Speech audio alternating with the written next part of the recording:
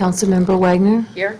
Councilmember Greenlee, Here. Councilmember McDaniel, Here. Councilmember Shoemaker, Councilmember Lindsay, Here. Councilmember Shoemaker, Corsi, pardon.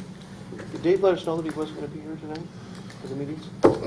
He didn't. He did. I saw him actually just randomly out in the community on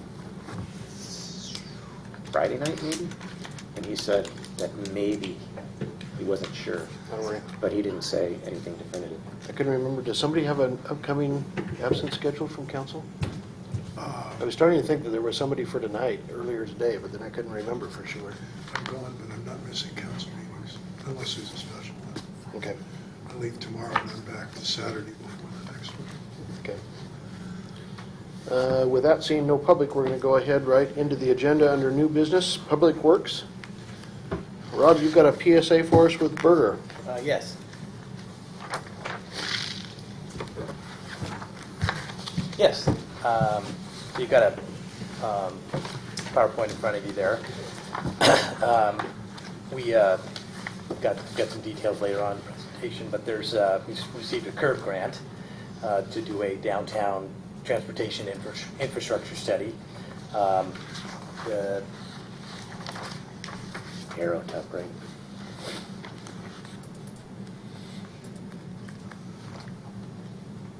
Slide.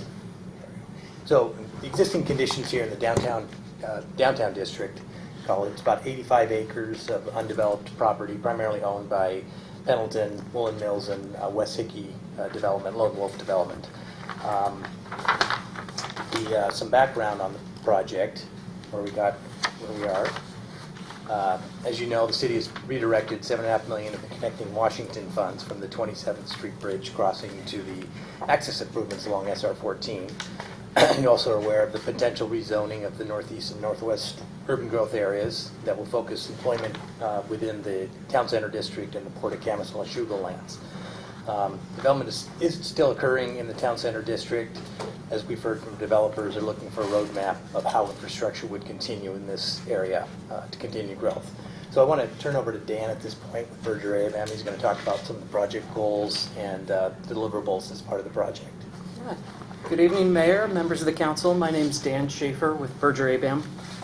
When we started looking at this project, we wanted to kind of take a first glance and put together some project goals that really moving forward will end up really being some guidelines for us in terms of how we want to look and assess this property in that downtown district.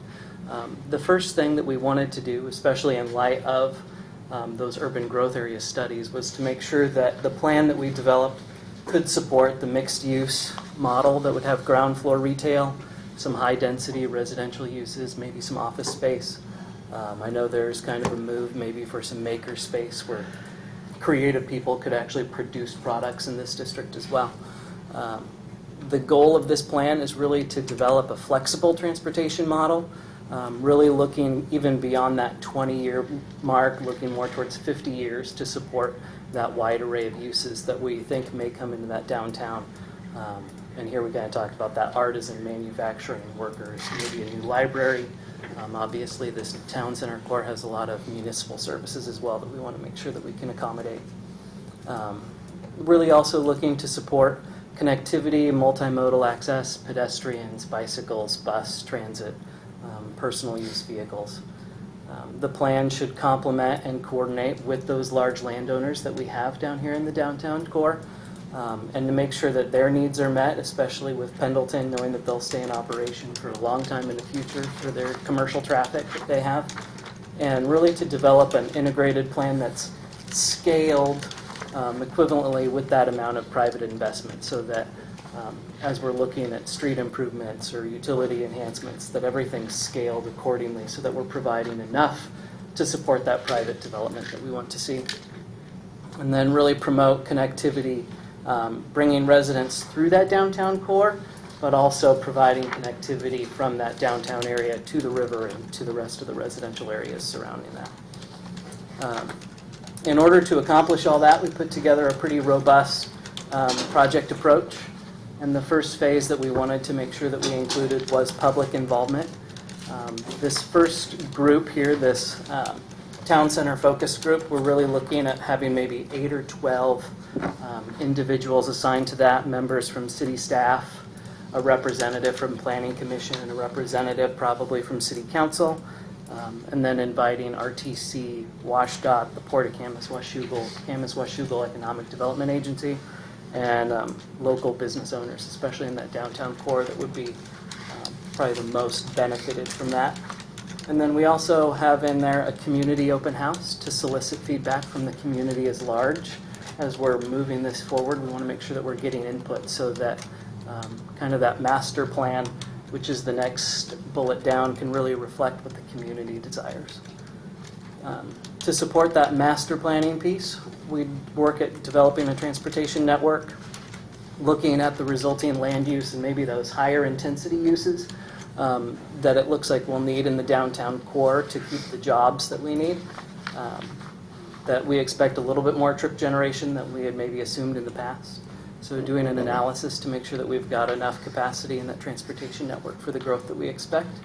And then looking at street grid alternatives. If you recall that existing slide, most of those 85 acres is fully undeveloped. So how do we grid that street out to really motivate private investment? Coordinated with the street grid would be some utility planning to make sure that we can find an efficient layout for the public utilities, water, sewer, and a storm basin plan.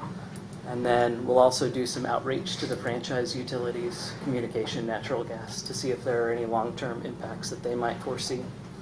And then obviously we have the curb grant requirements that we need to meet. And so doing the grant reporting, as Rob said, we got $50,000 from the Community Economic Revitalization Board.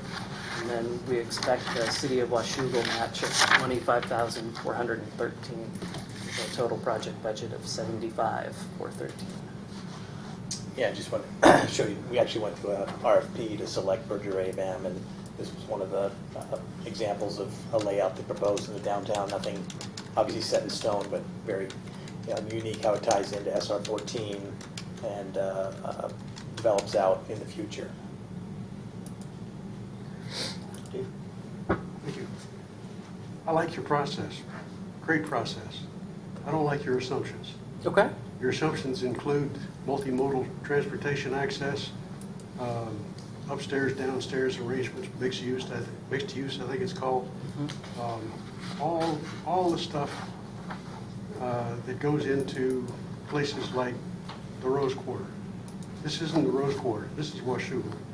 You want to plan something here, you need to plan it for the automobile, because that's what people use to get around. I recognize you're doing this for 50 years in the future. I don't think light rail's coming here for another 50 years. No, and we didn't expect Why do you include it? So this was kind of our first flush. As you can see, most of it still is the transportation network in terms of a street grid that we see. It was mentioned that we really wanted to create some pedestrian corridors to get people from downtown, kind of like the tunnel that we have now, to also get down there to the Captain William Clark Trail. And so a big portion of that was just looking at some alternatives for pedestrian or bike access from downtown to the trail. And so you can kind of see in this graphic, and I actually have a laser pointer here with me, so to staff behind me, but Probably won't You're work. going to hate our screens. so kind of south of that middle roundabout, kind of looking at a pedestrian access there, as well as some improvements on 27th to really bring people from the east end of that town center down.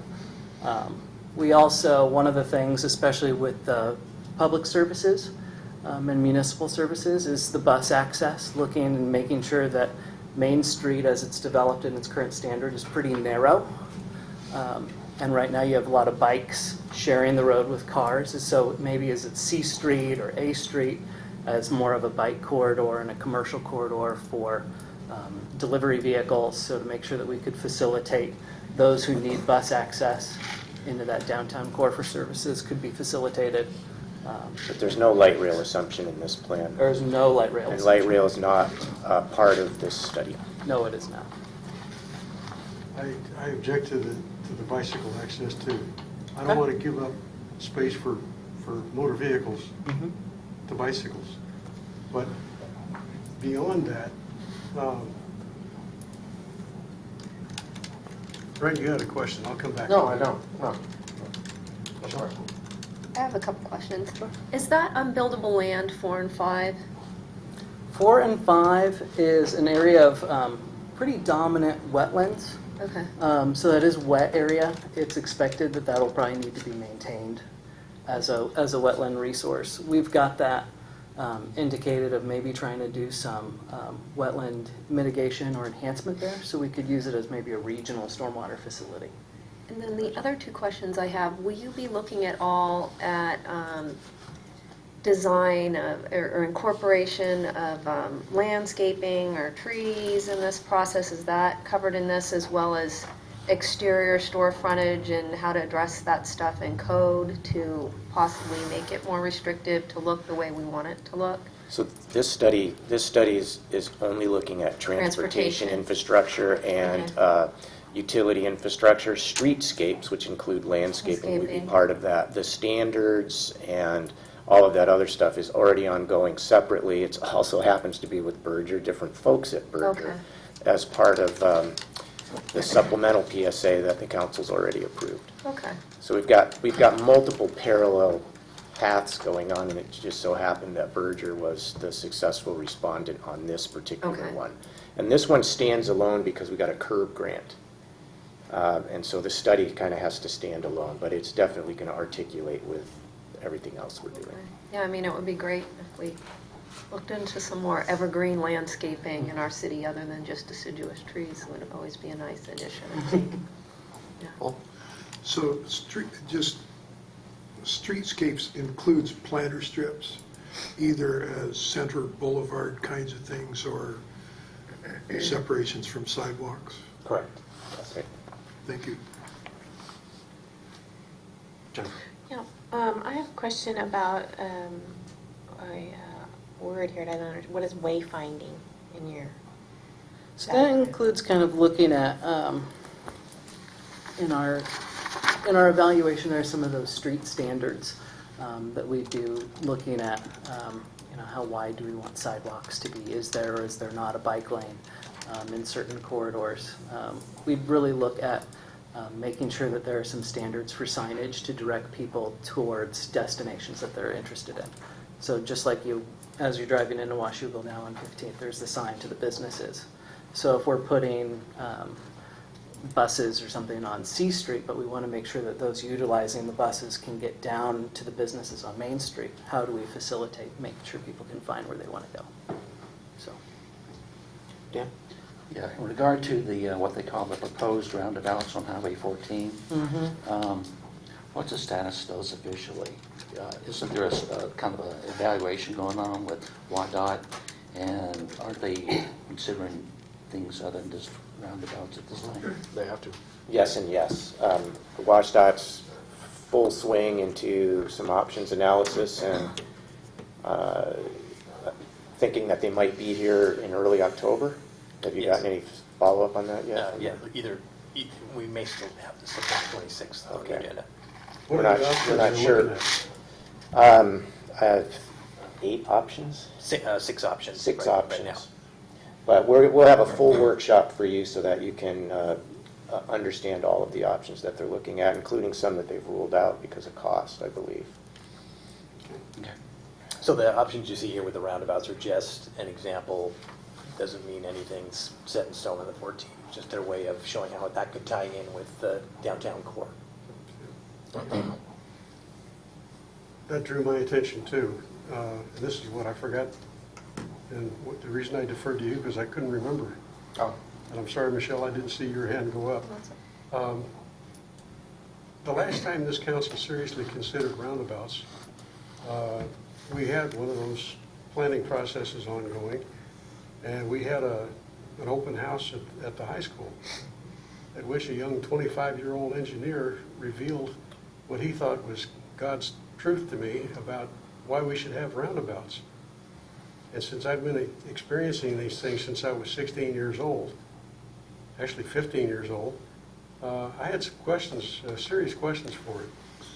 And he and those who were planning this project ignored those questions and ignored the input that they got from that.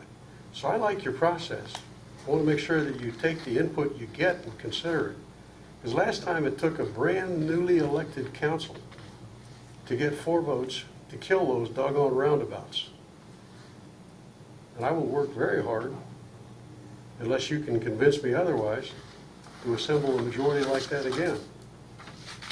So one thing that I want to make sure it's clear, this study has nothing to do with State Route 14 This and is a any roundabout. decisions about the roundabouts. It's just shown Two of them that, on there, Dave. it's just shown so There's that, 3 of them on there. yeah, it's just shown so Oh, that I can't count that high.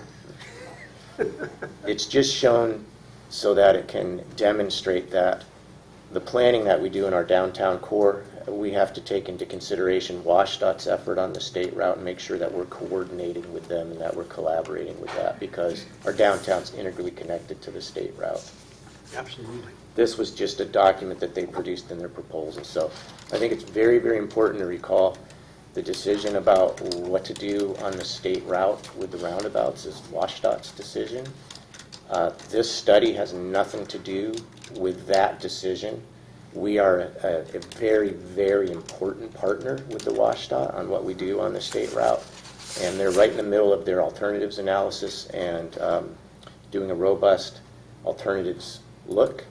And we'll be in front of the council soon. We haven't finalized the date yet, to give you some very preliminary information about that. They would have some outreach that they still have to do. They're meeting with freight stakeholders, meeting with the port, our downtown interests, and so they're doing quite a lot of info gathering.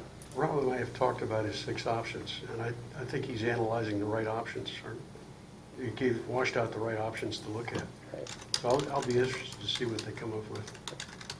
So, I mean, go ahead. yeah. I was just going to say, I of course see the district engineer at WashDOT at RTC, and I was chatting with them, and they were hoping to be out the first meeting in October, or maybe even the last one in September. Right. That meeting's getting really crunched in 2 weeks, so I'm not Okay, sure that's about our all right. timing. Unless you've got a question, I was going to go to Dan. Yeah, I got really want to another move us thing, but- through this stuff today because we've got a lot, and we've already started taking some things off the agenda for today, so. Okay, go ahead. Dan?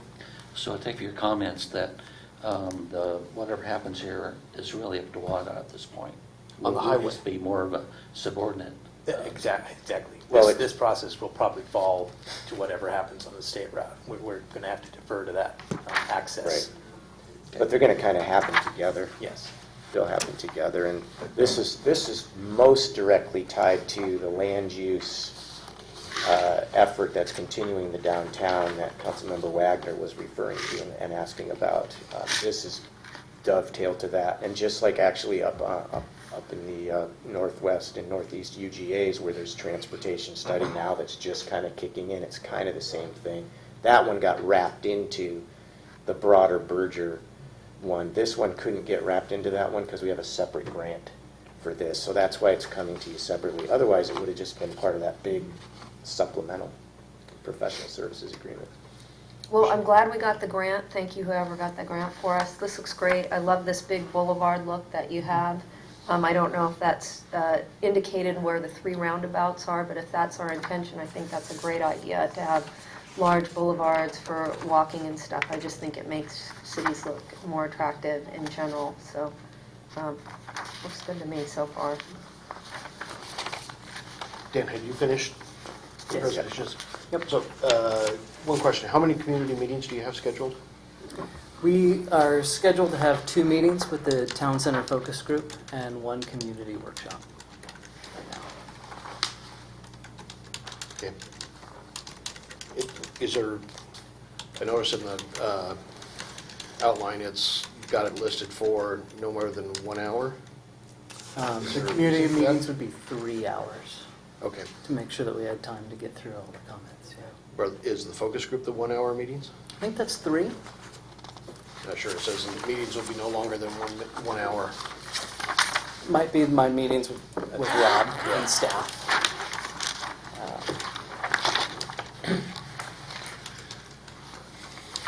The intent definitely I is just to wanna have make that sure longer. Yeah. Same thing with Dave, that Yep. we don't cut off that discussion and what may come out of those. Yeah, on page 4 of the scope.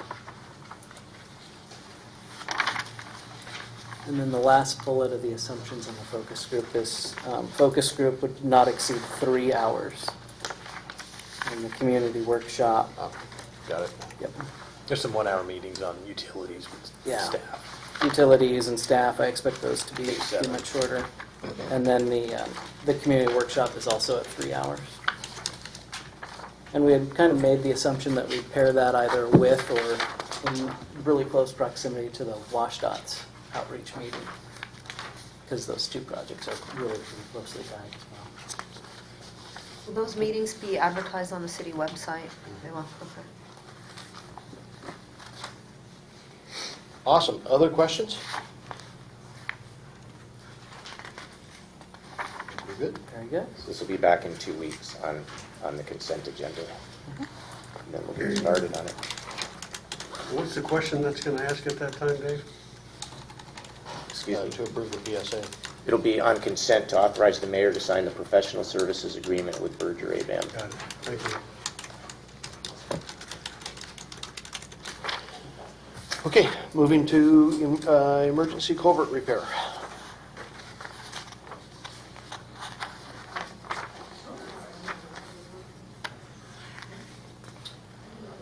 Yes, so you probably might recall, council and mayor, that we had a professional services agreement for a culvert repair and bank stabilization project several months ago with OTAC.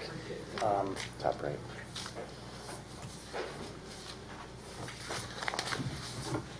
So we discovered a section of concrete which dislodged from a culvert on the west side of the bank at 39th and M.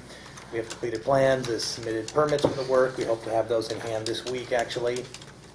Our work would include removing this section of dislodged concrete, a section of pipe, which is now exposing the creek and stabilizing the north and west banks of the creek where it's prone to erosion.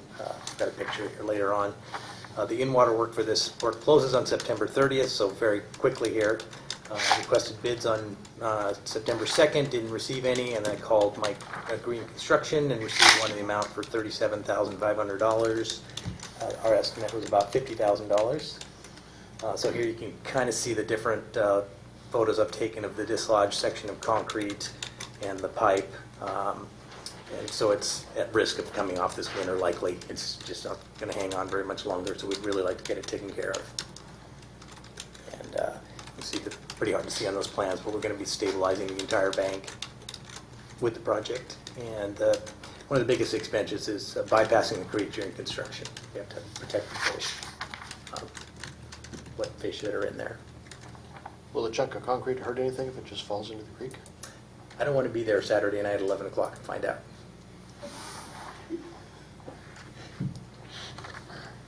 It could go down the creek, but it'd probably get hung up somewhere, likely. I don't think it would go anywhere. There's a lot of water that moves through that creek, as you know. Yeah. Are they going to have to close M Street to do the construction? No. We'll have to close the lane of traffic or redirect traffic on 39th, but we can keep both lanes open. I've got action for a That's on consent good. agenda for later this evening. Awesome, thank you. Can I ask one quick question? Yes. on that? Dave, or Rob, you indicated that you need to get this finished up before 30 September. Yes, Is that to let the contract or to actually have the work completed? have the work completed. Can you do that? Have to. He's ready to go, and so we'd have about 2.5 weeks to get the work done. And it's only about a week project. Nice going. Thank you. David, PSA with Mall Foster Longing. Schmid Family Park. Right, Good news thing. yes. Well, what's in your packet, I don't know, Mayor, do you want to describe what you just did a few minutes ago? Signed my name 16 times to a purchase and sale agreement and closing documents for the Schmid Family Park that should close and record tomorrow. Tomorrow, right, Finally. yes. complicated transaction, but worth the wait. So in your packet for the workshop, and this will be for your action in 2 weeks. I'm not asking for action tonight, so you can take a look at this PSA if you want over those 2 weeks. Is an agreement for environmental services with Mall Foster Alongi. As you'll recall, there were environmental issues, cleanup issues at this site. Minor ones. Minor ones, yes. They ended up being minor. Those are the subject of what's called a no further action letter from the Department of Ecology.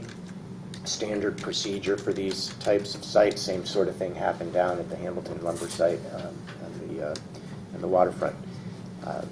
There's always some strings attached to the no further action. You get your no further action from Ecology after you have cleaned it up, but they don't leave you after that. They attach some strings around ongoing monitoring, and that ongoing monitoring has a life that's not finalized yet. It depends on what you see. So there was a settlement agreement that was entered into pursuant to the purchase and sale, where a lump sum distribution was made to the city as the new owner, if you would, the buyer, so that we would be held harmless for all the costs associated with any of the ongoing monitoring. So this professional services agreement with MFA, who, by the way, is the firm that's oversaw the cleanup and has been engaged at this property regularly, so it made sense to work with them directly on this. They're intimately familiar with this project. They also worked with the port on that project as well. Provides for a 4-year term of the agreement. We fully expect that it's not going to take that long, but it provides funds for kind of that worst case scenario, conservative estimate about how long we'd have to monitor and then what it takes to close the file out and all of that. And we got a lump sum distribution in the closing settlement to cover the costs of that. So this agreement will just put in place an arrangement with MFA so that they can do all that stuff for us. It's beyond our expertise to do that, and then we'll be done. Dave? So the 114 is covered, the 114K is covered by the lump sum money you got, and it Correct. said it was 4 monitorings over a span of what duration again? No, it's more than 4 monitorings. It's quarterly monitorings Okay. of over a 5-year period, but this year started the 5-year period, so some of those have already occurred under the watch and on the dime of the seller. So we are covered for an additional 4 years of monitoring, Yeah, almost 4.5, 4 and a quarter, or 4 2/4. of which the estimate is 114 for those. Right. We're And then fully after covered. that, we're on the hook as a city to pay for Right, those? Right, but we fully expect actually to probably be done much sooner than 4 years. And what about that insurance plan that supposedly came with the property? This That- is a settlement with the insurance company. So this absolves them of it? How confident are we that monitoring, we're in like 90%, 50%? Well, we've deferred to our experts. Yeah. We've used, MFA is an expert, and they've been working for the seller heretofore, but they've been very informative to the whole process. We've worked with Ecology, and then we had Steve Hill from he's a local attorney, Councilman Boger's nodding his head. Tried a case against them last Yeah. year. Steve is one of the local experts on this, and thinks that the settlement that we reached for this lump sum is actually a very good settlement, and fully expects that this will be a settlement where we won't have to spend all of that. Then And we the can use it for something else. Cost of the property was as published back so Yeah. that never came down or anything like that? No, one approach would have been to lower the Yeah. sales price, but I think it was cleaner because of the insurance company to do a lump sum settlement and have them make a disbursement, as opposed to lowering the sales price and have the money go back to the buyer. I deferred to all of our attorneys on that. English Lane Marshall, specifically Casey Marshall, advised us out of our city attorney's office. And even though we're not engaged with that firm anymore as of this month, we're retaining their services just actually through today to close the transaction. So we cannot, just like getting inoculated, you know, when you travel, it's not a guarantee that something would happen. If we wanted that absolute guarantee, then we would have to wait to purchase this property, and probably we would not get it. The amount of concern that was there was very minor, and the 2 or 3 testings that they've done in the monitoring since then have been virtually negligible. They've been below reporting levels. If you get 4 in a row below reporting levels, then you're done. So we've got 2. So I don't know what happened with the third yet.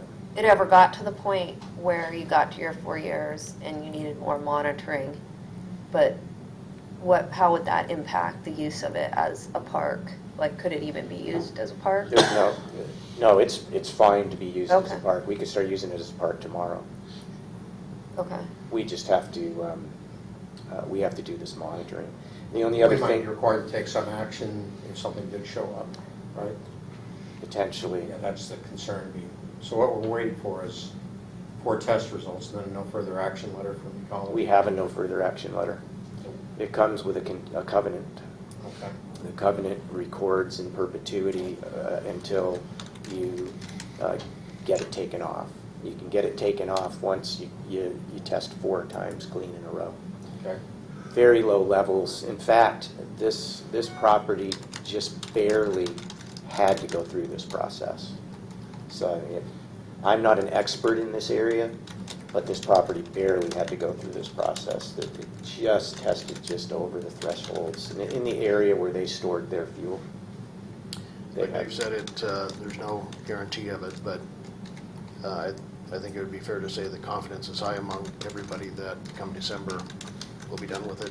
And quite frankly, we could have put the rest of the money that didn't have to pay for the other monitoring beyond that to the development of the park itself. But I cannot absolutely guarantee that. But we're closing on the property, got really a good settlement. The only other thing that we, just for your information, is if we build an enclosed structure there, say, and we can't do a lot of that per the covenant from the Conservation Futures, but if we build an enclosed structure, we have to put a vapor barrier down and a pipe from underneath it, kind of like for radon, but it's not for radon. And it's very, very, very cautious. And in the upland area, we can't put drinking water wells, but we would never put drinking water wells there. And again, that's until things clean and we're all set. So, Dave? So this is part of our risk management process that we used on this? well, it was a risk management assessment, absolutely. And our experts were Steve Hill, environmental attorney, primarily. He's very experienced in reviewing these. Okay, I think risk management is a good way to approach things, because otherwise you're trying to insure against something that it's going to cost you fortunes. Right. This is a good way to handle it. Right. And, the property's been procured. All of those contingencies were in the purchase and sale that the council approved actually it's over a year ago now. So that's all done. All that's in front of the council is we're proposing that we hire MFA to do the monitoring. Someone has to do it. We're obligated to do it. I think they're the best ones to do it. And again, it would be on consent in 2 weeks. Other questions? Okay. Let's talk about some more budgets and a budget amendment.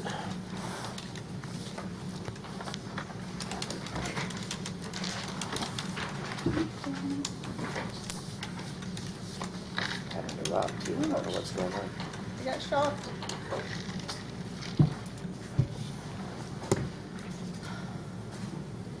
Shocking. My electric personality.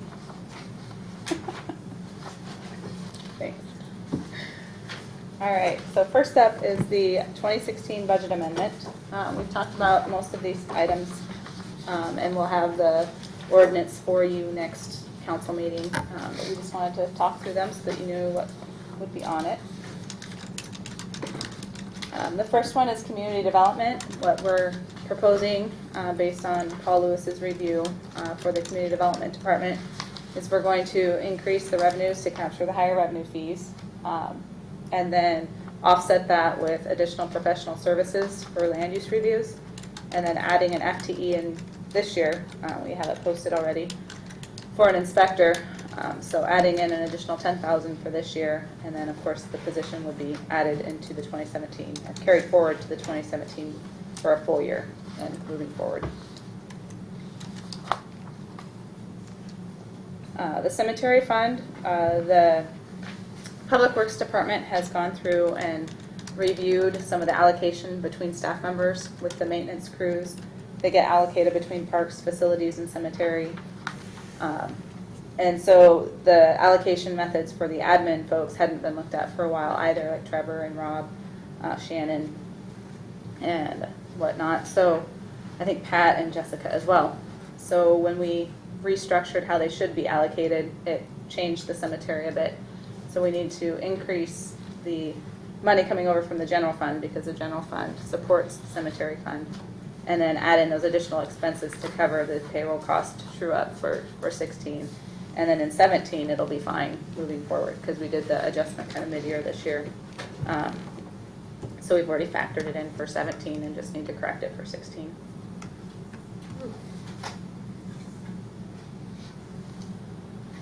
As we discussed with the 2015 surplus revenues, the proposal was to create a Parks Capital Fund.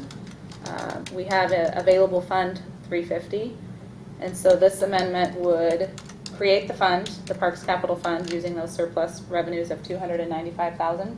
So we would transfer that from the general fund over to Fund 350, and then we would also appropriate that $295 so that we could, if necessary, or if something became available, have those funds available to bring any contracts or whatnot through council for any purchases that came up between now and the end of the year, and then we'll factor that into the 17 budget as well. This just walks through what we have to do that. You said the magic word. I did. I said your favorite word. Yes, you did. Can you explain that one first, using 2015 surplus reserves? So in 2015, the general and street fund ended with a surplus.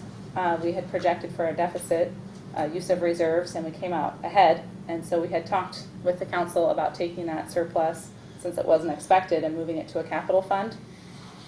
So Was that surplus initially taken from reserves? No. it would add to the reserves of the general fund if we didn't move it. But since we weren't expecting it, we were proposing to move it forward to use it. So that's a surplus of income. Correct. Correct. Got it. Thank you. Welcome. Any other questions? No. Okay. For the utility debt, we issued the additional bond funds at the end of 2015 and didn't have the amortization schedule in time to capture in the 16 budget. So we need to increase the line items to account for the additional debt payment. It's all within the rate study, and it's all factored into that process, but we just have to make sure that we're not over budget in those funds. Okay, I did have one quick question about the Parks Capital Fund. Oh, sorry. Is that a fluid fund? In other words, if the money needs to come back to the general fund for any reason? Yes. it's The able to general do that? funds that would be included. If for some reason we transferred PIF impact fees before we spent them, we couldn't pull those back to the general fund. We could put those back to the impact fee fund and the general fund to the general fund. Right, okay, so but this Parks Capital Fund is currently not funded? Or? Doesn't exist. It doesn't Doesn't exist. exist. We're We've been using creating- the park impact fee fund. Okay, so this 295 will be used to fund it, but we don't have any plans for adding funds. That's just a place to put it, just in case. It's basically pulling the capital projects out of the park impact fee fund for a cleaner audit trail, so that if we have multiple granting sources, it's not coming in and commingling with the PIF park impact fee revenues.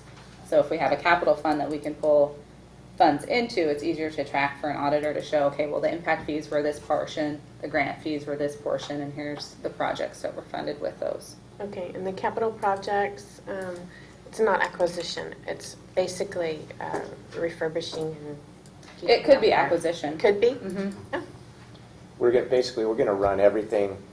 So there's two things going on. One is creating a fund. We don't have to seed the fund with any general fund money. We could just transfer only PIF into it if we wanted to. It's very similar to something that we did several years ago with the Transportation Capital Fund.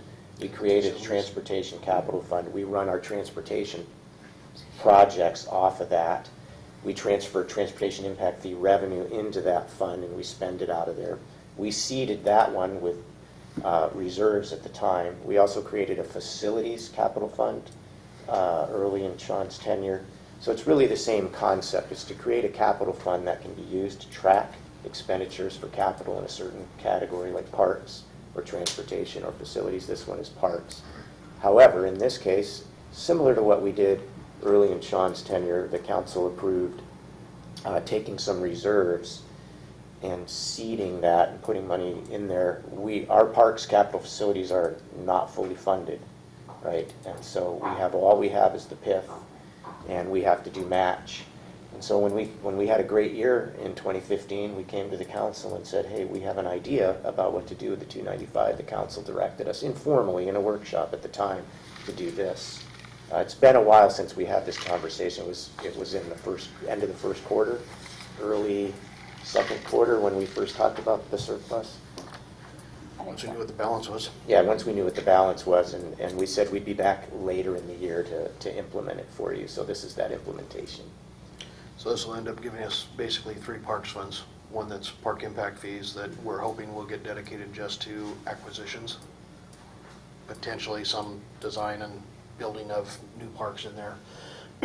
This fund that would be just for those capital projects. And then the general park fund that we've got within the budget that exists there now. The other thing that, frankly, that I like about this is it also, in some way, for as much as they'll see it, for both our park staff and for the community, to me it also signals that we're answering some things on those community surveys where we're putting dedicated funds to park capital projects that we just have now gotten to over all the years. So for Suzanne and her staff, it certainly signals to them that we're allocating more funds over to that side of the house for them to be able to do some of the things that they've been frankly begging for. And the list is not short. Dave? I've got 2 concerns. One of them is that we're taking this money that we initially allocated to streets. No. This has nothing to do with streets. I thought that was initially allocated to streets. Nope. No. This didn't exist. This is No, I additional mean, revenue that when came we in took last year. When we took the reserve surplus there, $295,000. No. Wasn't that dedicated to streets? No. That's from 2015. We haven't done anything with it yet. It's a general fund surplus. Dave was Okay. using those as similarities, this All right. fund to the transportation fund and to the capital facilities fund. Right. I'm giving you an Okay. example of what this is. Those you seeded from reserves, Yeah. this one is not. The other, thank you. It took a minute for me to grasp that. The other thing I'm concerned about is we're creating more parks, which means more maintenance. I'm not aware that we have sufficient maintenance resources for the parks we've got. We're adding some. Yeah, and I'm wondering if we should be adding full-time spaces or whether we should be doing it by contract. Well, a lot of it, we're talking about doing through seasonals. Yeah. Some of the things that'll make it a little bit more efficient, stretch the dollars further, but we're certainly putting more financial resources towards the upkeep of them. Right. This doesn't necessarily build any more parks. What this does is takes and says, you know what, we really need bathrooms over by the pickleball courts on that side of the park. Let's build real bathrooms instead of having these porta potties in there that get tipped over. Got it. Last question. Somewhere in here, I thought I saw a 1,000-foot bathroom, 1,000-square-foot bathroom. And I've got to ask, what is a 1,000-square-foot bathroom for? So that was probably in the Mall Foster Alongi item that we looked at just prior. We were very, very, very conservative in getting estimates for the settlement. And so we wanted to estimate the most conservatively large vapor barrier that we might need, but it's not just a restroom, it was a restroom/storage building for the park. Okay, got it. Thank you. Okay. Park impact fees, transportation impact fees, isn't there I know in the case of transportation impact fees, there's a public share requirement. Projects, you can't just build a whole project with transportation impact fees. Is that also true for park impact fees? When we set our impact fee rate, you do an analysis that includes share, and so then the PIF becomes a piece of what it is. I'm not aware that you then have to build your projects using that same formulation. I've not heard that either on any of our impact fees. Otherwise, we wouldn't be building much, because the PIF share is and the TIF share, it's just like the school impact fee share, it's a small percentage of the overall cost. Otherwise, our impact fees would be so huge, we couldn't charge it. It'd be so big. Are you aware of that from where you have to do that once you get to the project? I never got into the weeds on the financing of those sorts of things, but it seemed to me that's the way I took it. There was a public share that had to be contributed. Now maybe I could have misunderstood or. Right. And there is. I mean, we don't have enough impact fees to do our projects. Yeah, so everything's coming with impact fees plus general fund monies or whatever it happened to be coming from. Now, this is basically going to be as general fund money, and clean money, that can come into this this fund. That it's not going to lose its character as general fund money. No. It can go back into. Correct. You don't want to really commingle park impact fee money into this, because then you would have. It's cleaner not to. Well, we will put impact fee revenue into this fund, just like we do the transportation fund. We've On a been doing that on the, specific basis. but it's actually cleaner to have one fund to build the projects out of and bring revenue to that fund. Okay. Instead of using an impact fee fund, which is a revenue collecting fund, as a capital construction fund. So that's the accounting background for wanting to have a separate fund. The real policy question here for the council is, do you want to take the $295,000 from your general fund surplus and, at least for now, placehold it into a fund that's dedicated for parks? Can we retrieve it later if we have to? Yes. Okay. Okay. Same thing, Up to the 295. Right. You couldn't with any park impact fees that we may transfer to the account. Those have to stay just for park impacts. same is true for transportation, the transportation fund and the facilities fund, and frankly, the same is true for the general fund portion of the ER&R fund. And fire. So would the PIF fund then go away? No. It lives to It still comes receive the in. revenue. Okay, so it comes into the PIF funds and then some of it potentially be transferred to this capital fund? Right. On a Not all of project- it, though. No, on a project-specific basis. Specific project, Right. okay. As we budget. So and you'll see that, That's not a budget amendment issue, is it? I mean, will it come back to the council when it transfers or no? When we present the projects, it will say how much is PIF and how much is grants and how much is other funding sources, so you'll see it from that standpoint as to what's getting transferred over. but the transfer, we will appropriate an estimated amount of transfer in your 2017 budget. So when you see all the details of the 2017 budget, you'll see revenue to this fund, and that revenue could have multiple flavors. It could include grant money. So grant money could come into this fund, just like our transportation grants go into the transportation fund. It could be park impact fee revenue. And then I can't remember if we decided to propose a small annual general fund contribution to this one like we do in transportation and Not facilities. for 17. Not for 17. So The amount of PIF we've got. this will operate exactly the same as your transportation capital facilities fund, identically to that, what we've been doing over the last few years with that. So for this year, for 2016, there won't be any transfers going into it other than this 295. There'll be a transfer that will be programmed and set in the budget for 2017 that will move some of those park impact fees into the budget. But there wouldn't be any for this year. I think right now, I think Suzanne is starting to pull together some of her capital projects, smaller ones, bigger ones, middle ones, all that type of stuff, and starting to give some thought to those. She's actually always had the list of just dusting it off and making sure that some things haven't already been taken care of on there. Looking at trying to take care of some of them that would be on that list still in this year's budget, just so that they can be off of there and then start programming them for your, however you may desire to fund them project by project. Dave? Quick comment. It's sure nice to be dealing with these problems instead of shortage problems. It is. Very true.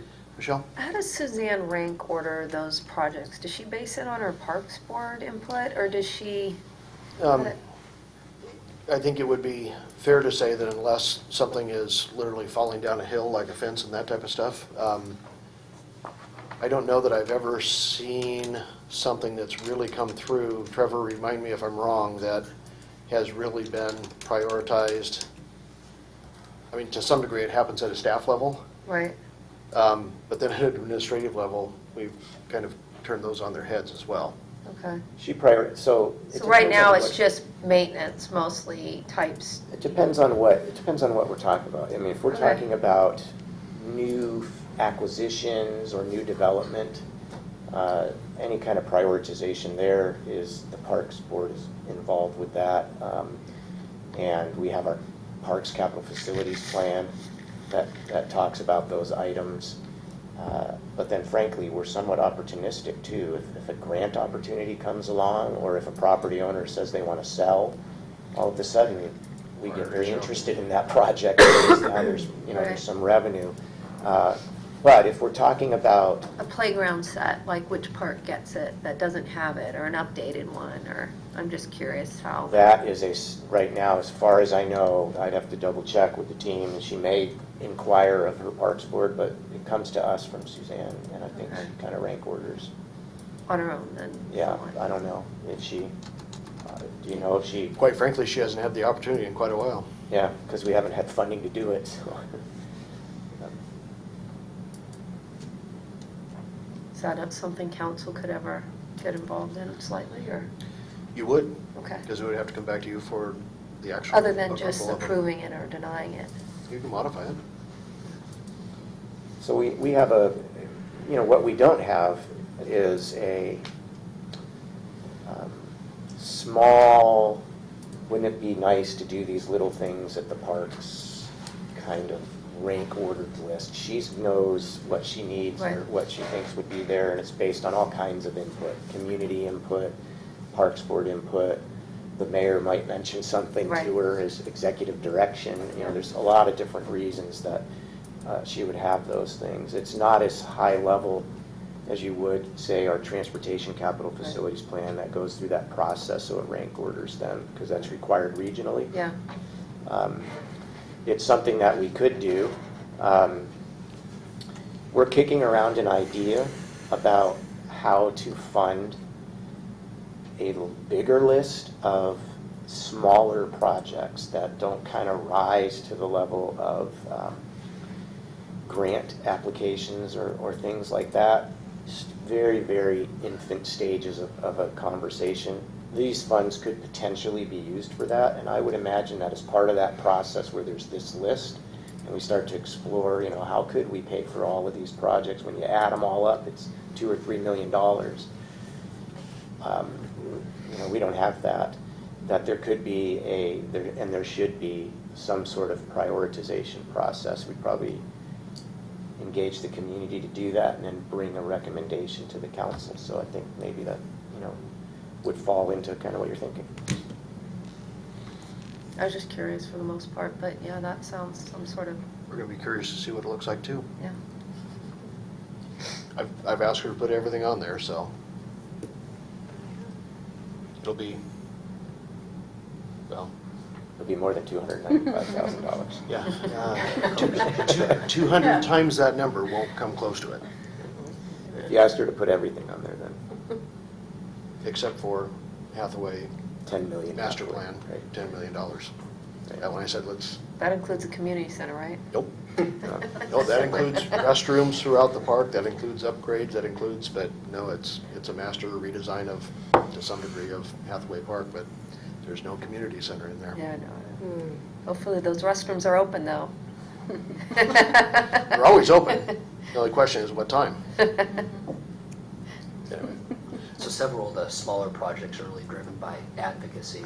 So as you've seen through the last couple of budget Yeah. iterations, as far as pickleball court improvements, Right. or artwork in the downtown, or Dick Beaver Park, whatever it might be, there's, a real catalyst for interest in those improvements.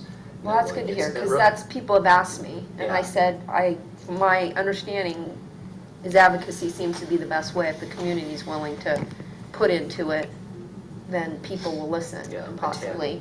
$10, $15, $20,000 Yeah. investment, rather Yeah. than being more competitive and attractive for a grant for RCO or WWRP. So, and then engaging with the park board on that, to stay connected on it. it's also a whole lot more,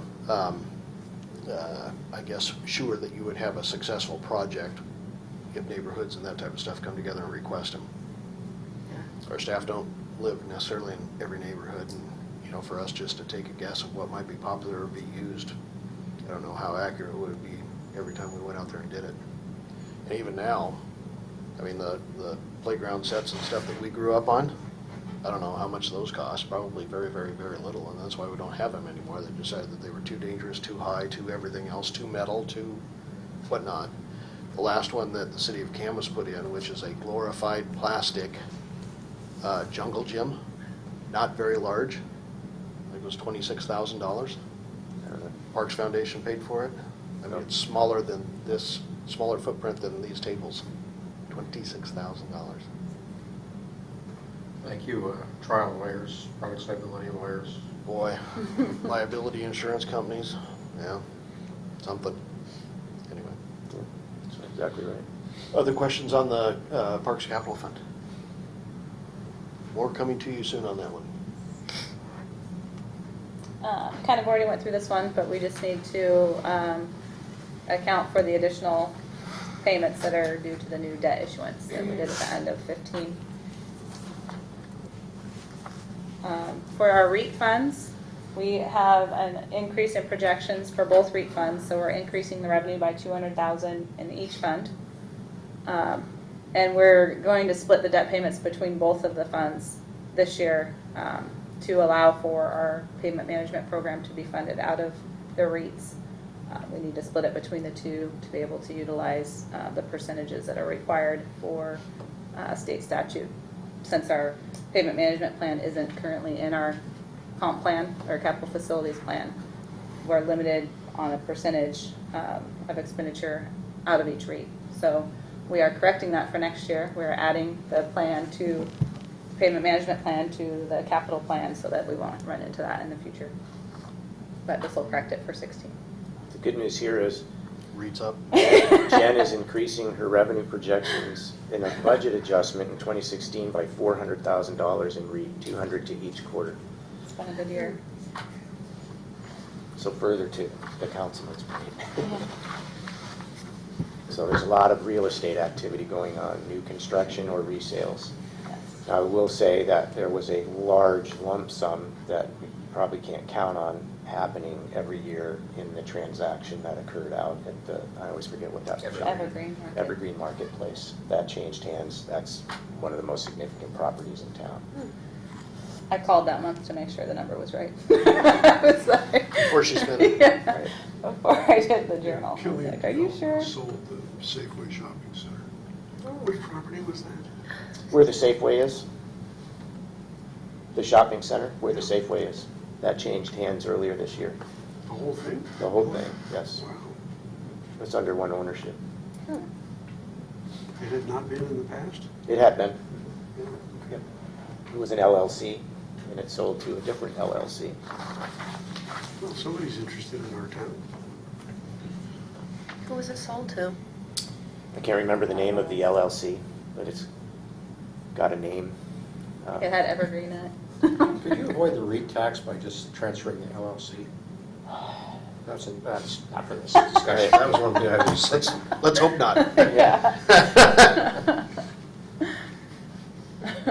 But these, moving into 2017, Jen is cautiously and conservatively kind of enhancing her revenue guesses for REIT and not expecting big lump sum payments like that. It's including all the other ones that she can enhance the projections. Will we get revenue though when the property down there starts selling? Will that? If there's any Those in sales, sale. right? I mean, that transaction happened as vacant land. If there's any property sales that occur, then absolutely, we will get our REIT. Yeah. Yep. The next one is an ER&R fund correction. We were going through and reviewing the purchases out of ER&R and found that one had been paid by the utilities that should have been paid by this fund. So it had been budgeted and factored in, so we're just correcting that this year, and it'll decrease the fund balance, but it was supposed to be that way to begin with, so it's just correcting that error. And then I believe this is the final one, the utility assistance transfer. With the approval of the additional $10,000, we hadn't budgeted for that, so this just makes that transfer official, as we've already done it. So, since we're doing a budget amendment, we figured we'd throw everything up at once. That's it. Any questions? So that's ordinance next time. Yes. Right. Chief, you're up.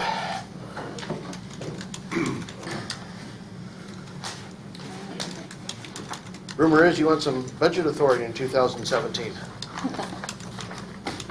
Of course. Okay.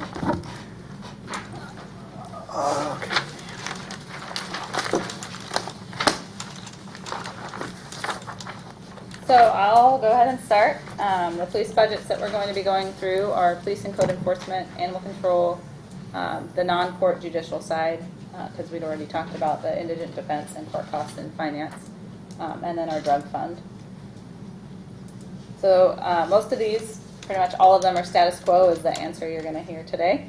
So we're just comparing the 16 to the 17 budget, and you can see there's just slight increases, a slight increase across the board for the fund, most of which is in salaries and benefits. Decrease in O&M though. A slight one, with an increase in intergovernmental services, so with that CRESA and SWAT and some of those types of things.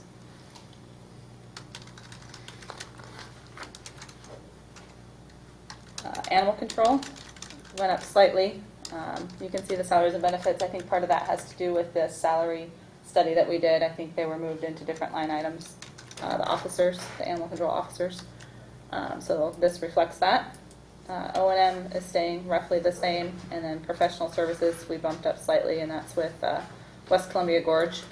And for this fund, we get half of the cost back from Camas because it's a shared program. On a side note for this, we met with Camas on Friday, and they are proposing to take through and change to annual, can't say it, annual animal control license fees instead of for the life. So that's something you'll see Camas taking on later this year, so we may bring that forward just as an FYI. That'd be a good time to move forward with us as well. How much does a license cost? Right now, I think it's 25 for a non-spayed or neutered, 15 and for 15 for a fixed. spayed or neutered. For life. For Live, the life of Fido-1, Fido-2. Just kidding. But yes, it is a very generous program currently, considering that, the officers out there working pretty hard every day, making sure the pets are safe. One thing for Finance Committee, just as another side note, there was a kennel cough outbreak at our kennel, So it's closed for 2 weeks, so Finance Committee will see bills from Southwest come through, because that's where we have to take the animals right now. So that will be What at kind of operation? Kennel Cough. I'm sorry, say again? Kennel cough. It's a bacterial, kind of like a cold, basically, For dogs. for dogs. So lots of Clorox. Yes. Probably smell it from a distance down there. But, so we have to utilize our backup source, which is Southwest. So we'll be getting some bills from them, I'm assuming, over the 2-week period. The judicial budget, this is for work crew, jail services, all sorts of fun and exciting things. So we're keeping it, kind of going with the trend of, it's kind of a shot in the dark, so you never know what's going to happen each year, but we just went with where it's trending this year and moving forward with it, so it did increase slightly.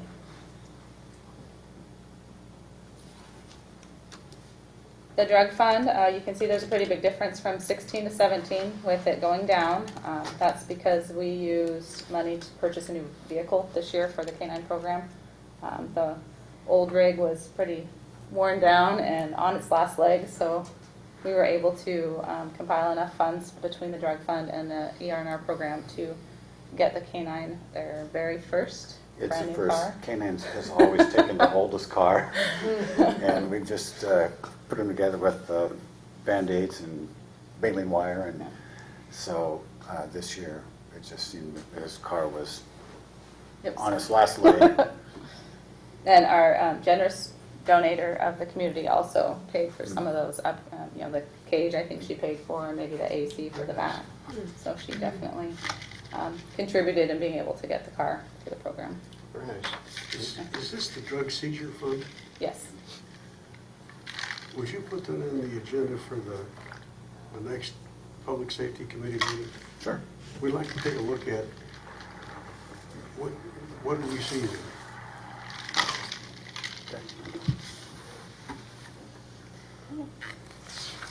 And other than that, I was going to turn it over to Chief for any highlights he may have.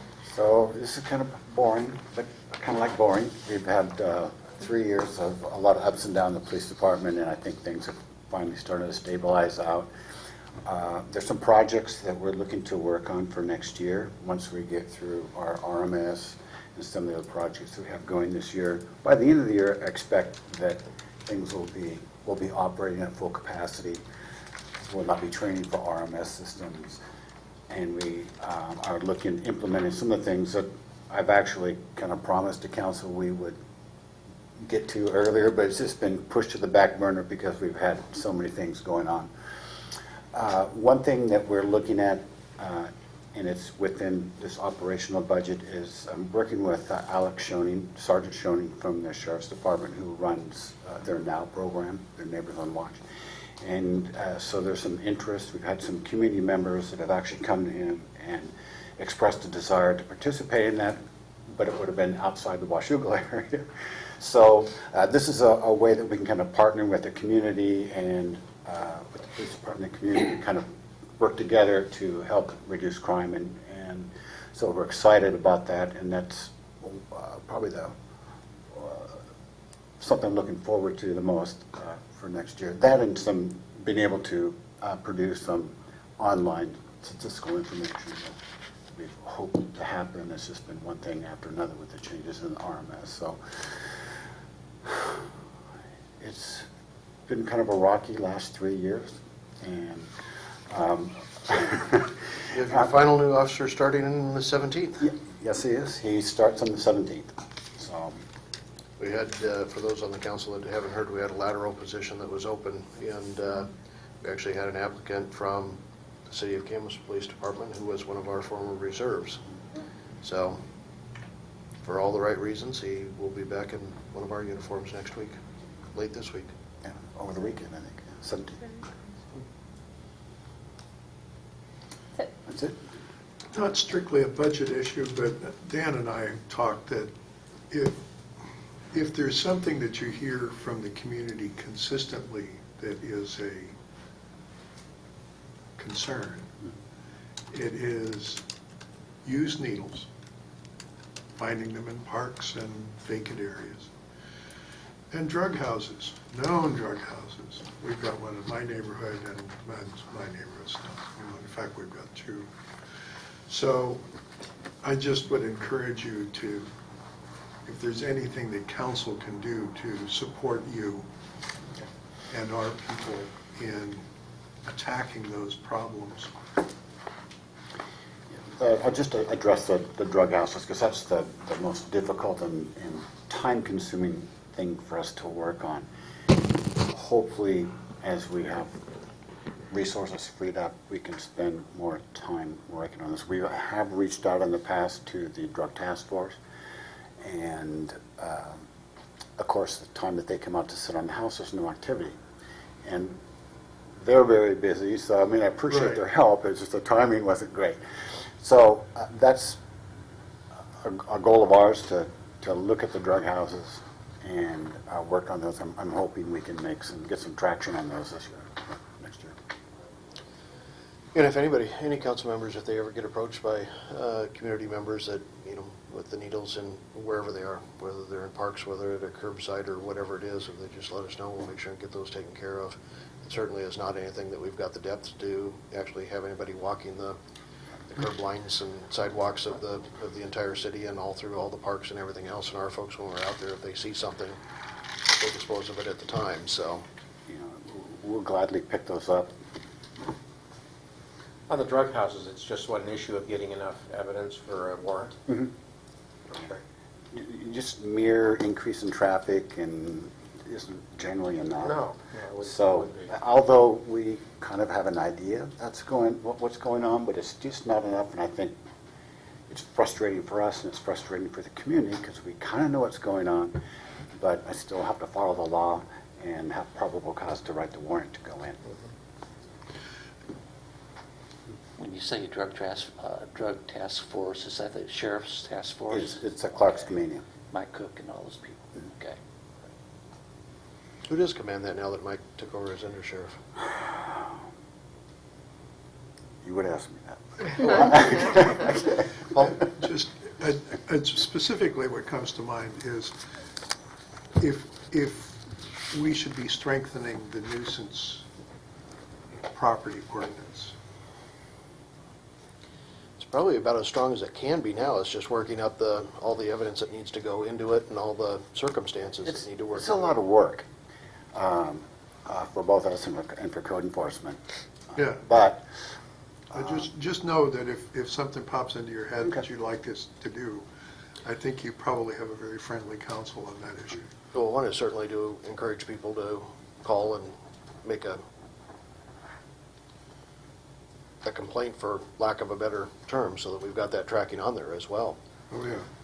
More often than not, we hear about things after the fact, so we've really been trying to work with citizens that call us when these things are going on so that we can respond. And granted, there's times that we can't get out there when they call in, but it's usually, did you hear about this that happened last weekend, or something that's like, well, it doesn't really help me now. I appreciate the information, but if we are fed that information at the time it's happening, to have a car go through there, or at least kind of follow up on, we might be able to, crack that a little bit. And the other thing is to convince people that this really does deserve a 911 call, that people are very concerned that they don't want to make a 911 call that shouldn't be a 911 call. Well, then certainly call the 311. Mm-hmm.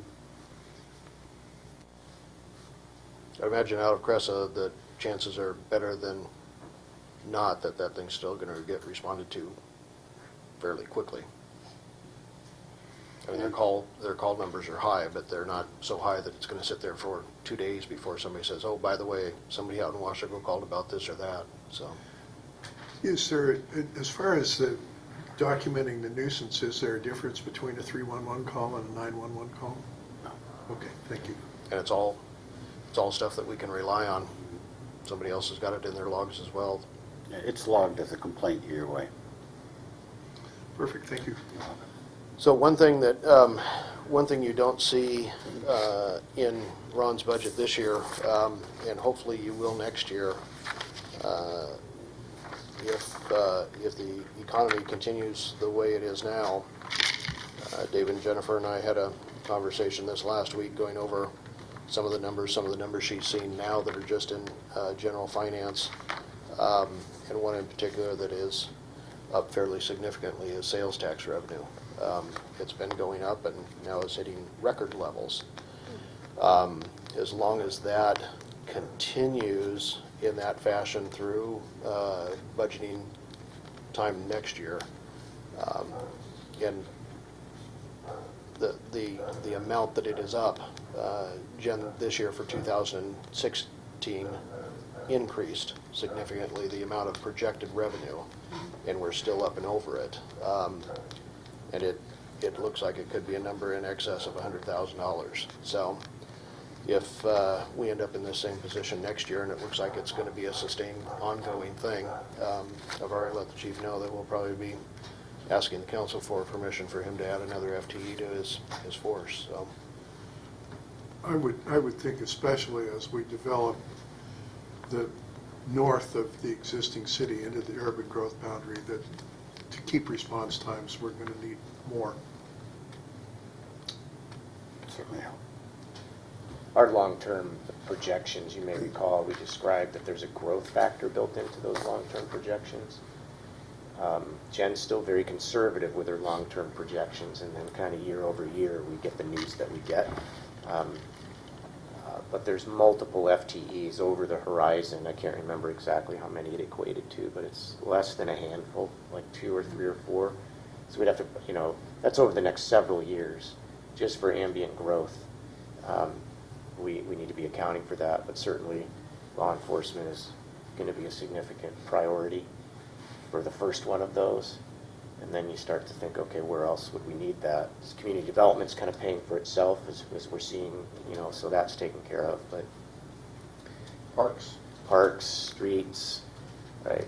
And we'll talk about that a little bit more in the next presentation, in fact. I think Paul Lewis's analysis before the annexation went into some of that too, did it not? Yes, yeah, we did it. The additional folks when they would be needed, and right. We make certain assumptions about staffing ratios in different areas, and then add those expenses in to see if the annexation is a winner, if you would, or a loser, depending, on what those costs would be. Right. any other questions for the chief or Jen? We've got 10, 11 minutes left, and we are up against Public Works. Do you want to start it now? Do you want to take a little bit longer dinner break and tackle it in 10 minutes? No. No. Let's do that. We can get through some of it, some of the. Let's start it. Start it? Okay. I don't want Trevor to think he wasted his time.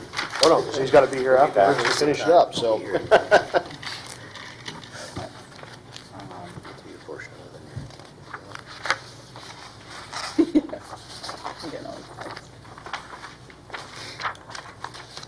And just so everybody knows, this is Public Works Part 1. Part 1, yes. Next week will be part 2, whatever that movie is. Otherwise known as the Empire, right? Monday. Yeah. That portion of it next week. Or All right, so for part 1, for Public Works, we're going to start kind of high level with council priorities and how we're addressing them, or proposing to address them in 2017. Then we're going to go through the same O&M overview as we just did for police and engineering, parks, facilities, street, cemetery, water, sewer, and stormwater. And then we're only going to talk about 2 capital funds tonight, the Parks Capital Fund, which we've kind of already talked about, but we'll go through it in a little more detail, and then the Facilities Capital. The remaining capital facilities, or capital project funds, the water, sewer, stormwater, and the transportation, we're still fine-tuning where we think projects are going to come in this year to see what's going to roll the next year, and we just didn't have it completely nailed down yet, so we figured we would make sure we had it accurate before we brought it forward and move that one to next workshop. So on this slide, bringing forward your 2016 planning session, some of the areas that were of your top priorities, the community center, rec center, pool. In the supplemental budget, as I mentioned, we're creating the Parks Capital Fund, and we're fully appropriating that $295. One project that could come forward but before the end of the year would be a needs assessment and feasibility study. We don't know how much it'll cost, so that's why we're not putting a number to it yet. But you may see, if it's under 10,000, we could take care of that administratively, but more likely than not, it won't be under that dollar amount. So we'll be bringing that forward for your consideration, hopefully during 2016 and the remaining I was months of the just year. working on that today, actually finalizing to get ready to hit the street with it, and looking at the timelines. I don't know that we'll be able to be back this year by the time we get responses and then they can do the work. But we'll see. If not, we will make sure to include it in the 17 budget. We may not have a contract for you until January, but hopefully. We're also proposing in the 2017 budget for Schmid Field enhancements, $40,000 for design. The design that we have is old and outdated, and just to get a realistic view of what it will cost for those enhancements, we're proposing a use of $40,000. I have a question. I was just over there the other day, and they have that big board talking about their future baseball field. Who put that up?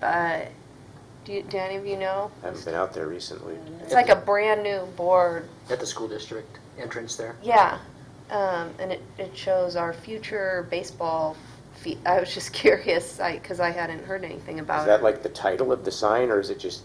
Underneath, and it has a diagram of the 3 fields. Oh, And the third one done out. right.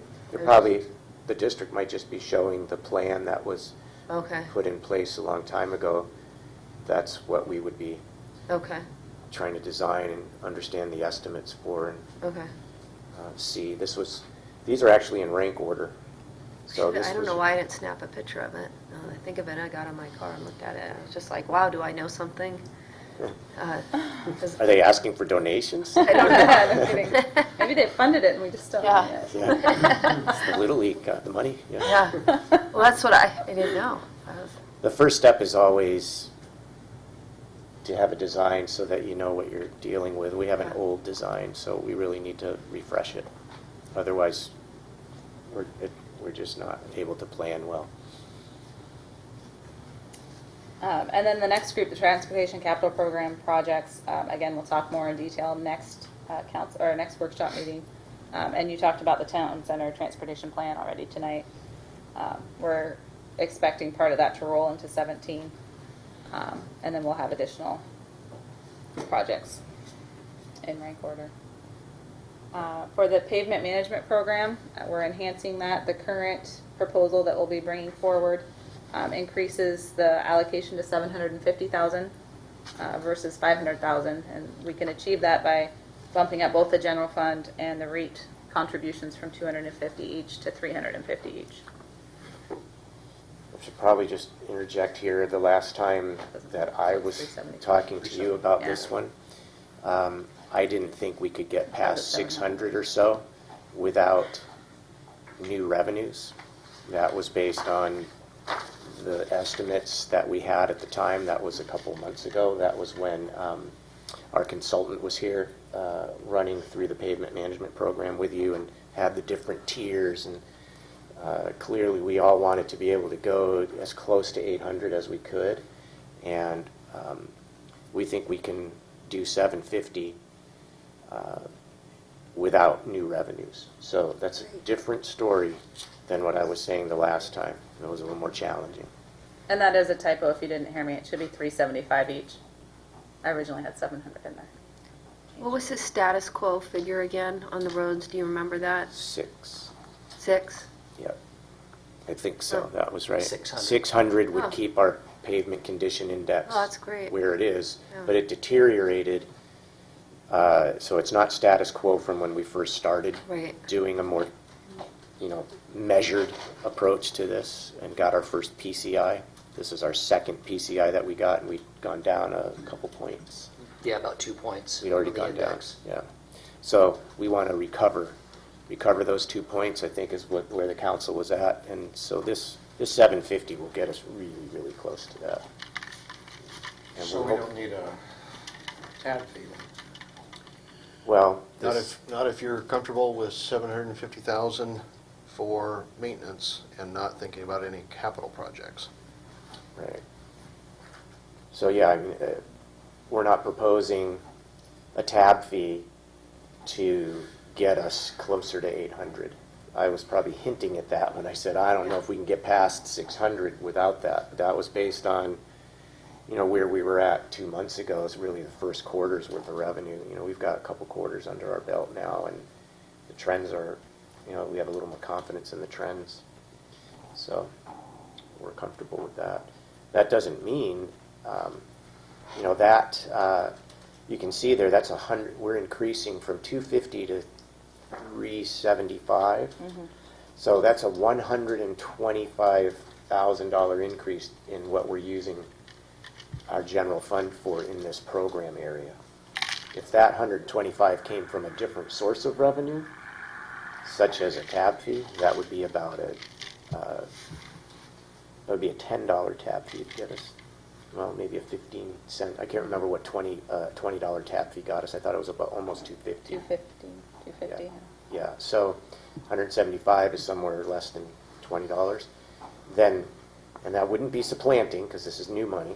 You would have $125,000 of general fund money for something else.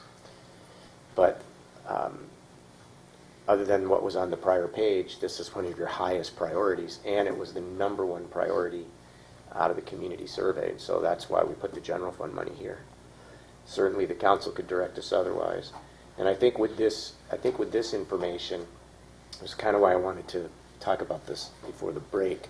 Is I think you recall the last time the mayor said very reluctantly to you in the wake of my comments that his advocacy for use of a tab fee for capital purposes, where you can see what is the project that we're going to do, as opposed to a broader pavement management program, reluctantly sort of acquiescing to the notion that, while we may need to use it in order to achieve a pavement management program that we need, then this, we got better news. And so back to the notion that where you have been before, Mayor, I think I'm accurate in portraying this. And I was there too. Yeah. So obviously, and I think the council's been a little divided on that, at least conceptually, thinking about using it for both or just one or the other. So I don't want to say we're not open to that notion, but the administrative proposal is we don't need to do that. We can fund it this way at least in 2017, and with an eye more for a tab fee more toward a project, and so that's a different discussion than our operating budget. I think that that makes more sense as far as funding a capital project, because the citizens can see an end to it eventually as we pay it off over the years. So rather than ongoing forever.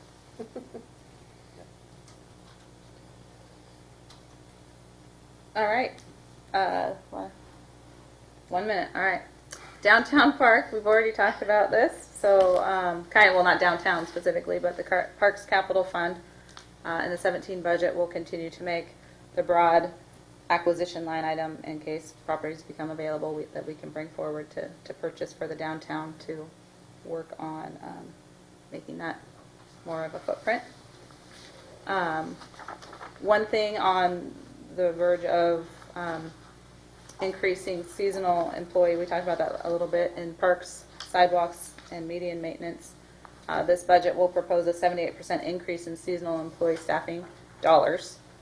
So we're going from $64,000, which you'll see which funds they're in when we get to O&M, to $114,000 for the year. So that should help a lot in the parks specifically, and then the roads program as well.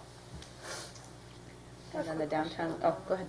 Would the plan be to hire an individual or a landscaping company type thing to take care of some of those extra needs? So this is not, what we're increasing is our line item for staffing. So it'd be individuals, more individuals, and to use the approach that we're currently using, we haven't broached a contracting out for additional services or replacing our seasonal support with contract. That's certainly something we could look at, but that's not what we're advancing. I just didn't know if it would give more bang for the buck if it was a landscaping company or something. I don't know. It might, you don't know that until you go kick the tires. Some of the things that are done by the seasonals might not lend themselves to contracting where we've got some real compliance issues we have to deal with, like in storm particularly. We use some seasonals, some of our street work. Marking and crosswalks and things like that, reflectivity, a little bit more technical. Right. As far as recruiting a specific knowledge or skill set with that additional $50,000-$60,000. Hadn't gotten to those details, but more just having additional bodies for enhanced maintenance. If the council directed us to kick the tires, we could certainly kick the tires and see if 114,000 or some combination of it in a different approach to providing those services, we would certainly take a look. And this is just the general and street fund. The stormwater fund also increased their seasonals. And then the last item is the Berger-ABAM study that's currently underway for your strategic plan top winners. So good, I'm glad we got through that part. We just wanted to make sure that you knew that as we prepared this budget, it's mostly in Public Works, almost exclusively in Public Works. Your top 7 items out of your planning session, we're trying to address those and doing our budget based on your direction. Thank you.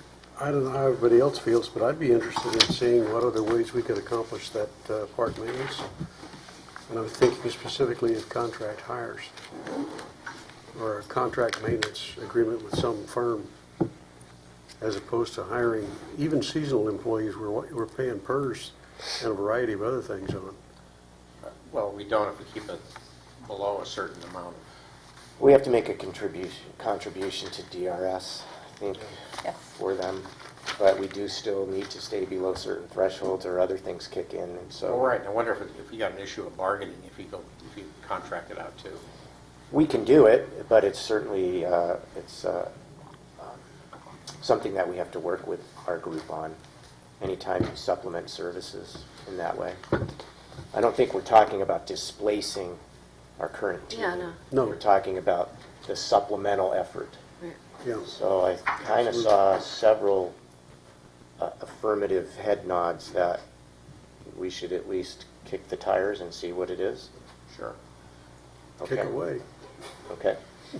But it needs to be very clear what seasonal workers do, because they're put into all different positions, aren't they? Depending on the That's need. right. Mm-hmm. Like you say, painting and Parks, others. facilities, cemetery, streets, Right. roadway. And that's an issue. Yeah, That's an issue. as they move around, which a landscaping company would